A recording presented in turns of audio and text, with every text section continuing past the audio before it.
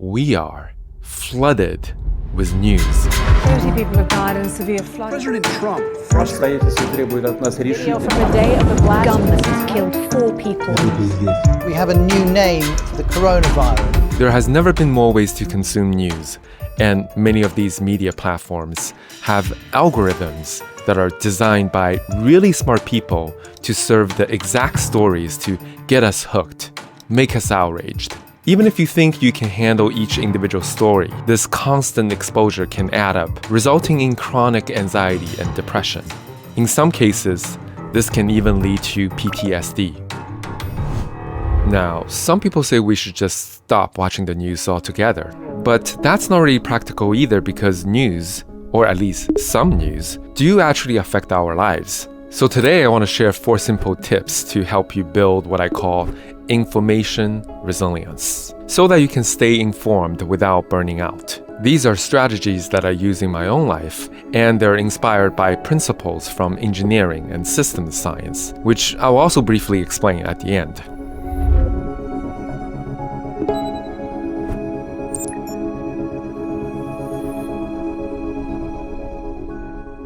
By the way, my name is JT.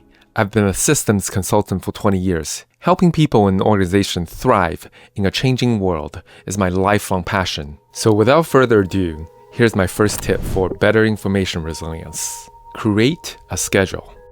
Start by turning off notifications from your news outlets, whether that's social media, email newsletter, or even just your TV buzzing in the background. Then, set a schedule for when you want to check the news. Maybe that's 15 minutes during lunch, or a couple of hours on Sunday while doing laundry. This works because most of the time, we're just getting hit with news randomly throughout the day. That randomness doesn't give our brain time and space to process, but with a set time, you're more mentally prepared. You're more likely to stay grounded. So whatever schedule you choose, it should be just enough to feel informed, but not so much that you feel drained afterwards. Another benefit of less frequent consumption is that it gives a story time to fully develop before you react to it. You see, big events often takes days, weeks, even months to play out in meaningful ways. By delaying your consumption, you can skip the constant stream of half-baked updates and the emotional roller coaster that comes with them, and just get the information once you have the full story. This method applies to all kinds of information, not just news. It works when you're hearing updates from a friend or assessing consumer behaviors in your business. It's just a good idea to give things time to settle before you react or decide. Of course, sometimes we do have to act before we have the full story. I'll show you a separate strategy for that in a future episode. Okay, let's move on to tip number 2. Reduce consumption amount. This means only check news outlets that are actually essential to you. There are a few ways to do this. First, you can prioritize by region. For most people, local news affect them way more than national news. So maybe spend most of your scheduled time on local stories and check a few national stories only occasionally. You can also prioritize by category. Maybe financial news matter more to you than politics, especially if you work in finance. Or maybe you care more about science updates than celebrity gossip. As you test this out, you can expand or shrink your sphere of information accordingly. Maybe after a few weeks, you feel like taking on a bit more world news, or issues that don't affect you directly but still matters to your values. The key is to be intentional and systematic. Now, at this point, you might say, it's nice that I have less categories of news now, but each category can still have a lot of information. I don't have time to sort out what's truly important to me. You're right, that is still a problem. And this is where news curators can help. News curators are basically professional news junkies who can sift through the noise and give you the top stories that they think are the most important. But be careful. Not every top story section is actually curated with care. A lot of news apps or websites just show you the most shocking headlines, not the most important stories. Why? Because shocking stories grab more attention, and more attention often means more profit. And it gets worse. Many outlets often rush to break a story as soon as possible, even if that means reporting something that's incomplete or just flat out wrong. Now, here are some US-based news curators that people often recommend to me. Tango News, The 1440, The Flip Side, and All Sides. I use Tango News the most, so I can personally attest that they do put a lot of effort into curating the most essential facts, even though I don't always agree with their opinion pieces. If you'd rather curate your own news, a news aggregator like Ground News can help.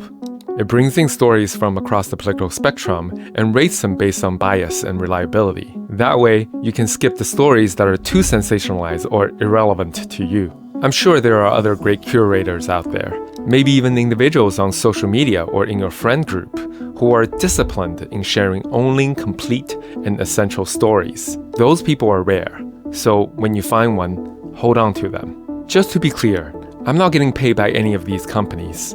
So no, this isn't an ad, unless they want it to be retroactively.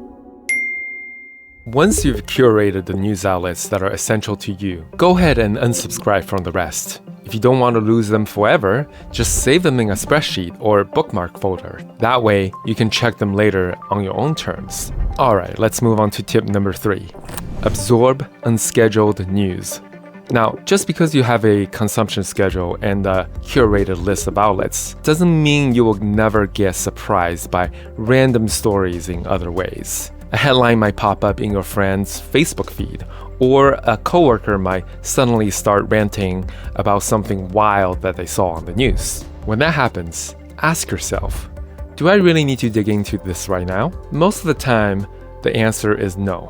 Chances are the story won't affect you immediately, and reacting to it in the moment might just drain your mental capacity. Instead, just save it somewhere for later. That can be a bookmark folder, a spreadsheet, or even a browser window with saved tabs. Then, when your scheduled time comes around, you can decide whether those stories are still relevant to you. If you want to get fancy, you can even organize your folders by category, like local news, politics, global events, or by different levels of urgency and relevancy.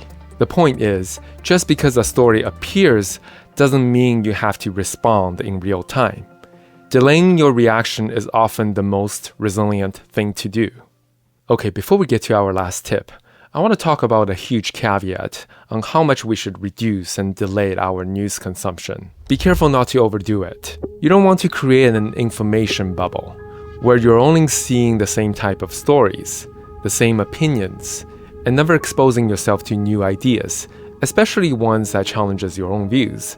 This kind of bubble doesn't just polarize society, it hurts you too. Because here's the thing, if you're not regularly updated on how the world is changing, one day it might change so much, so fast, that you can't adapt quickly enough to keep up. I won't get into it now, but in a future episode, I will show you how to safely and systematically expose yourself to new ideas. Keep your mind open and adaptable without losing your sanity and principles. But for now, let's wrap up with tip number 4 of information resilience. Restore mental capacity. Good information resilience is a lot like a good food diet. It's not just about cutting out junk food, you also need to eat healthy food. So don't just consume negative news. Try to find good news that can counter your negative feelings and restore your hope for the world. That could be the Good News Network, or a creator who consistently shares uplifting stories, or just a channel full of cute animal videos. You can even create a news sandwich. Start with a positive story, then read a few negative or concerning stories, and end with another hopeful story. That way, you get to recharge your mental capacity before and after the heavy stuff. Another great way to stay grounded is to talk it out with someone who is also intentional about how they consume the news. You might even sync up your reading schedules, check in at the same time, share thoughts, maybe even turn it into a small reading group. In fact, research shows that processing difficult news with a trusted friend can reduce stress and make the emotional impact easier to handle. This brings us to something even more important. The mental capacity we are building here isn't just about protecting our own well-being. It's also essential for the health of our entire society. Because when our mental capacity is depleted, even small things can trigger big reactions. A story that wouldn't faze me when I'm grounded might send me spiraling when I'm stressed, and then I might unintentionally pass that emotion onto someone else. This can grow into a vicious cycle, where one person's heightened reaction triggers another person's heightened reaction, which then triggers even more people. Over time, this cycle of outrage creates a society where it's increasingly difficult to listen to each other or trust each other. I know, this sounds bad, but it's just as easy to break the cycle. And it starts with each of us restoring our own capacity so that we can show up grounded, calm, and clear-headed. From there, we can support each other in building resilience, or better yet, in practicing hope. Because hope isn't just a feeling, it's a muscle. The more we practice it, the stronger it gets. And in this age of information chaos, practicing hope might be one of the most important things we can do. It's the glue that helps us reconnect, rebuild trust, so that we can solve our shared problems together. These 4 tips about reducing, delaying, absorbing, and restoring are actually techniques that engineers use to build resilient systems that can handle unpredictable shocks. In our case, we're trying to build a resilient mind that can handle unpredictable news.